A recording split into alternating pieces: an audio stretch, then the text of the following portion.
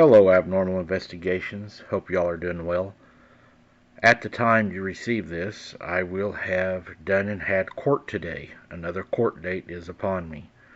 Thank you for your prayers and thank you for standing with me. So if you don't hear from me today, it's because I have been busy and I've pre-recorded this drop for you guys to make sure you still had an encounter.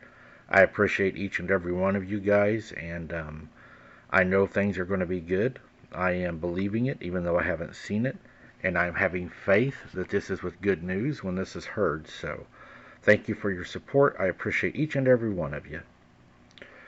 I'm a 28-year-old guy with a family of 4 and a pretty good job. The paranormal has followed me and my immediate family for the better part of 2 decades. I grew up in a house that could rival the Conjuring house, but that's a story for a different time. The first time I experienced this creature was when I was taking a hike with my brother and my now wife, Dawn. Some trails behind my house. We were getting tired but decided to go a little bit further, which would prove to be a mistake. We made it to this dome-like area that we realized was completely constructed by woven trees. When we stepped inside, my girl said she wouldn't come in. When I tried to convince her, that's when my brother and I noticed how quiet it really was. I took a look around and noticed what looked like a hand placed on the trunk of a nearby tree. It looked like a raccoon hand, only twice the size of a human hand with long claws that looked like they could almost shred metal. I don't know where this courage came from, but I took 2 steps toward it. To this day, I wish I hadn't. Looking down on me was the most horrific sight I've ever witnessed. Upside down, as if it were crawling down the tree, was what I can only describe as a werewolf looking at me, dead in the face. If it were standing up, I'd say it would have been at least 6 foot in length. Its fur was clean, long and black. Its eyes were fiery amber yellow and gold, with a stare that could burn a hole right through your soul. It pulled its hand back and took a step backwards up in the tree, and at the moment I was able to move again. My brother, who was standing right behind me, looked at me in complete disbelief and terror. I told him to calmly walk backwards up the trail until we started hearing cracks in the branches, and we couldn't handle it anymore. We booked it out of there.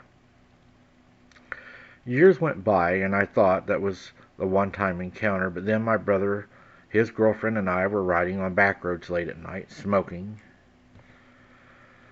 And I know it's bad for you, but everybody's is awarded a habit, right?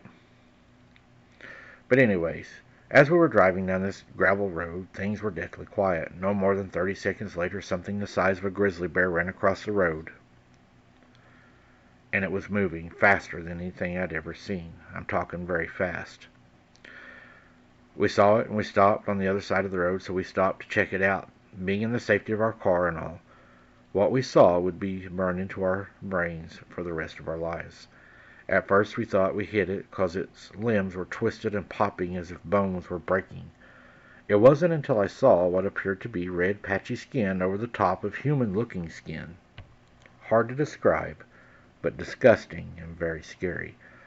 I gasped, and it looked directly at us, ears perked up like a German shepherd, eyes glowing, the orange color and almost gold. It's hard to explain. Source of light for the eye shine was the moon. We were only 20 feet from this thing, and I saw its mouth open, baring its teeth at us, with drool dripping from its mouth. At that point, I broke from my trance and screamed at my brother to floor it. He was just stuck, staring at this thing. Right as I thought it would come and try to make us and get us and make us a meal that night, my screams finally got through to my brother, and he gunned it. I don't think it followed us, but I couldn't stop myself from looking out the rearview mirror the rest of the way home. Since then, I've been trying to make sense of these encounters. I researched folklore and mythology, trying to find answers. Some people say it was a creature from the Native American folklore, and others say it's just a supernatural entity.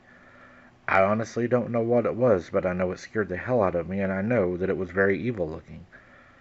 You wouldn't think something like that could even exist. I mean, this thing was not as pretty as what most people would think. I mean, it honestly looked like, yeah, it was a werewolf, but it looked sickly and like it maybe had the mange or something, because you could see, like, the skin under the coarse possum-like hair, and it was like wet looking and sickly looking. It just looked like something that was just disease infested, if that makes sense. It looked really, really bad. and it was really, really scary. And I hope to never see anything like that again. You know, it makes you wonder if that's how a lot of people do get attacked, is because when they see these things, some people freeze and they don't run. And whenever they freeze out of that fear, it makes them easy to get. It just walks up and grabs them. I mean, think about it. If you're walking in the woods, I get scared in the woods, and something happens and it steps out in front of you. What if your reaction is not to react, but to freeze? Because you're so scared, you're looking at something that's not supposed to exist, it's not supposed to be there. And like the Bible says, there is things that will cause young men's hearts to fail them. Imagine how terrifying that would look. Some people may not even be able to look upon these things. I know I get scared, I'm not going to lie. There's times I'm out there, it is very scary, and I do want to leave. I'm not going to say that I'm the bravest person out there, because I'm not. There's times I don't even want to be there, and there's times that I want to run. I've had that feeling. And I've had that feeling too, where I've prayed that it wouldn't step out because I didn't want to see it. Do you think it's that fear sometimes that gets people taken, attacked, or whatever? Because when you're looking at something that's not supposed to exist and it's coming right at you, and you're in its environment, and it's slithering through the trees at you, what do you think? Thank you for listening, guys. Until next time, keep your head on swivel. Don't be something's dinner. Thank you for your support, and if you don't mind, please hit the like button on the way out. It helps so much. Thank you all very much, and God bless.